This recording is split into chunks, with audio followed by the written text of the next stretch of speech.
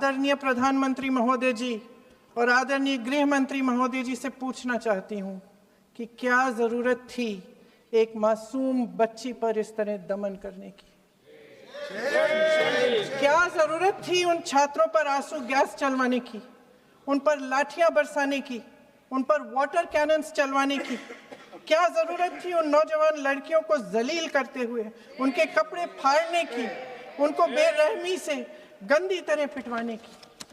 देश के युवाओं पर पैलेट गन्स और AK-47 चलवाने की क्या आवश्यकता थी? क्या वे आतंकवादी थे? क्या आतंकवादी हैं? टेररिस्ट हैं? हाँ, कांग्रेस बोल रही है। हाँ, कांग्रेस बोल रही है। जवाब दीजिए, जवाब दीजिए। कांग्रेस बोल रही है, जवाब मांग रही है, जवाब दीजिए।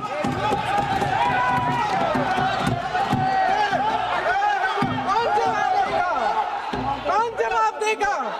गृह मंत्री जी जवाब देंगे। किसने ऑर्डर दिया? किसने ऑर्डर दिया पैलेट गन्स चलाने के लिए? किसने ऑर्डर दिया? आपके माध्यम से मैं पूछती हूं अध्यक्ष महोदय, किसने ऑर्डर दिया? प्रधानमंत्री जी ने दिया? गृह मंत्री जी ने दिया? जवाब देंगे? पूरा देश पूछ रहा है, सिर्फ कांग्रेस पार्टी नहीं पूछ रही है, पूरा देश पूछ रहा है। अध्यक्ष महोदय, देश के माता पिता पूछ रहे हैं, छात्र पूछ रहे हैं, अध्यापक पूछ रहे हैं, पूरा देश आज ये पूछ रहा है।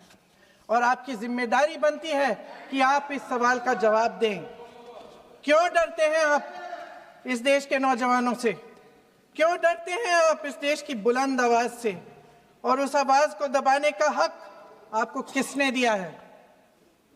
महोदय, ये सदन यहाँ बैठे हुए सांसदों की जागीर नहीं है, ये इस देश की अमानत है।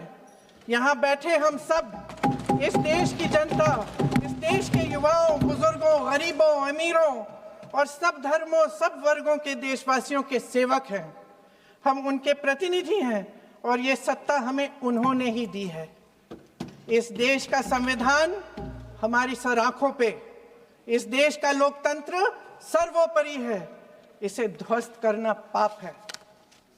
यह करोड़ों जनता हमसे सिर्फ एक चीज मांगती है, जवाबदेही।